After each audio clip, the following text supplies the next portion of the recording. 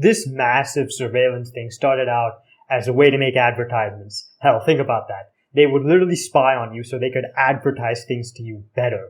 And then this escalated to, we're just doing this so we can catch those darn 9/11 terrorists, those Muslims. And then, now, recently, with instances of Apple going through your pictures, going through the data on your phone, and falsely accusing people of pedophilia and causing arrests and things like that, it has become pedophilia, right? And hell, looking back, proprietary software has always been a fucking nightmare. Think back to those digital rights management times. Anyone here remember Star Force? If you remember Star Force, you'll know what I'm talking about. Your machine has the capability to spy on you and is executing instructions you cannot see. Isn't that fucking scary enough? This is the guise of proprietary software, intellectual property, and all these fucking terms. When I first tell people that about spyware, proprietary software, and how monitoring and tracking happens on a massive scale, their initial response is actually a little bit of fear, which makes perfect sense. If I tell you somebody's watching everything you do, you're gonna be pretty fucking scared. But then it quickly becomes coping. And then they go, what is Apple gonna see? Pictures of me and my friends doing silly stuff? What are they gonna see, huh? I mean, they stop thinking about the human rights violations, and then they quickly cope, and then they go back to scrolling on whatever Instagram, TikTok, whatever bullshit fuckery these kids use these days. And the slippery slope is usually a fallacy. But over here, it is perfectly logical. And I will literally lay it out and it'll make perfect sense. Again, think about what I said earlier. First it was browsing history. Then it became national safety, trying to catch terrorists, bro. Edward Snowden prison. Search that up. And now it's apparently pedophilia with Apple going through your pictures. First it was the websites you visited, then your location, contacts, chat histories, and now the data you store on your device. Nothing is safe from the alphabet boys. And the question I would pose to the people who are like, I don't care about the mass surveillance. What are they going to do? See pictures of me and my friends doing stupid stuff? What are they going to do? I'm not really important. What data are they going to steal from me? Okay, I'll ask you this question. Would you live in Oceanica in 1984? Would you live in CCP-controlled China, where crossing an empty street can basically have your bank account frozen because you're jaywalking? I mean, the street's fucking empty, bro. Whatever. Well, what's wrong with having cameras literally everywhere? What's wrong with having cameras in your toilet? What's wrong with having zero privacy?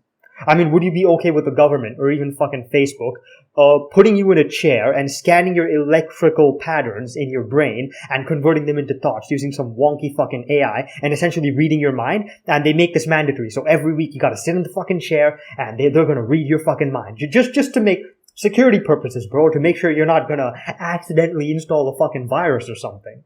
We're so accustomed to just handing over our data and paying for shitty programs that give up our human rights on a daily basis. And I consider this a global security threat. American tech corporations and capitalism, okay, not trying to get political here, but capitalism kind of gives these people a lot of power. But whatever, okay, forget about the capitalism part.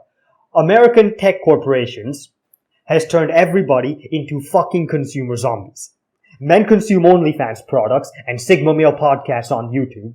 And women consume retarded beauty products to cope with their weight gain and the fact that they're past their prime.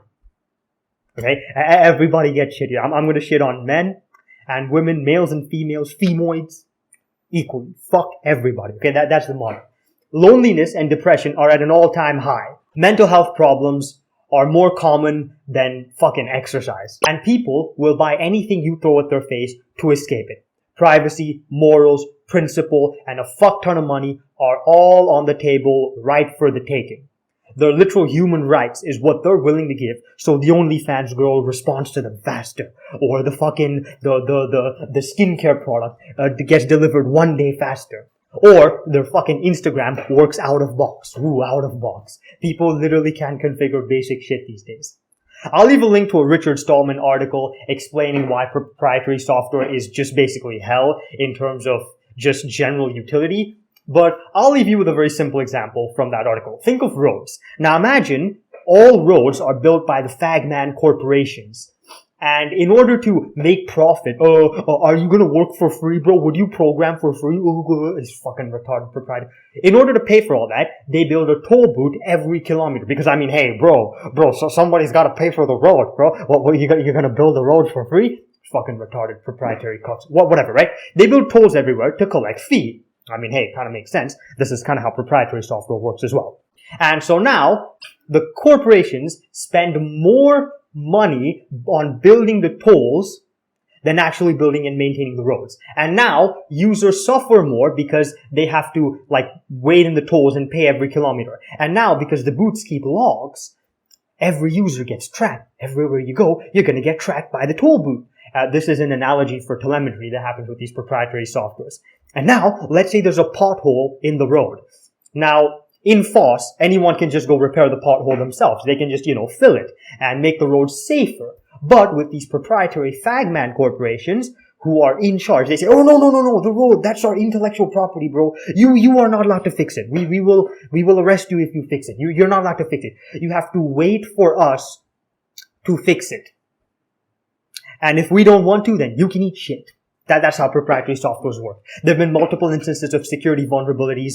We're talking remote code execution, privilege escalation, all that good shit. Security vulnerabilities existing, and Intel's response is literally, oh, just give us more control, right? They'll only fix it if they give a shit, which most of the time they don't, because it's not really profitable, right? This is also analogous to security vulnerabilities not allowed to be fixed, because we are not allowed to see the source code. So if there's a pothole on the road, you're not allowed to fix it. You just kind of have to wait for the fagman authorities to fix it. And if they don't want to, well then cool. Accidents all fucking day. They don't give two shits.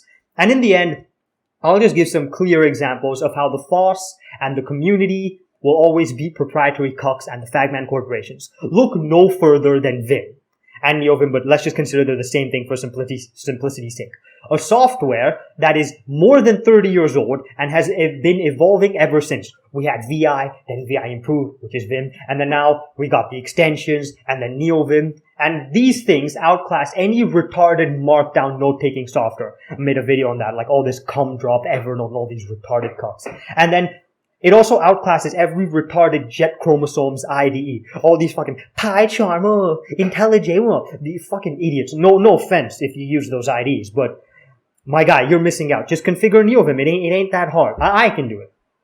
And I got extra chromosomes. And this is due to plugins being developed. Fucking rain, bro. This is due to plugins being developed by the community. With VI and Vim and NeoVim, people can review the source code, improve performance, patch vulnerabilities, and make plugins a whole lot easier. And its performance is also way superior to these modern cuck proprietary softwares. Think about Apple on iOS. You double click a software on your retarded dock, on a program on your retarded dock, and it goes boing, boing, boing for 10 fucking seconds. I literally had an Apple fanboy defend this to me. It's it doesn't take 5 minutes, it takes 10 seconds. That's fucking horrible. 10 seconds is a long amount of time. That shit should open faster than you message your retarded OnlyFans girl. That's with these fucking processors running. And yeah, I'll leave some more examples, right?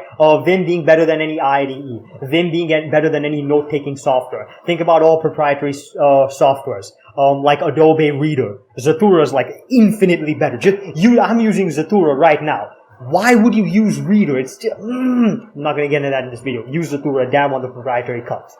And yeah, now before reading a retarded hater comment in the comment section saying, oh, would you work for free? Sid, we need money to development, bro. Who's gonna pay these soy cuck developers, Read the fucking article. And if it's too long for your attention span, shut the fuck up. Thanks for watching. Dab on the proprietary cuck. Stop using proprietary software. And yeah, thank you for your time.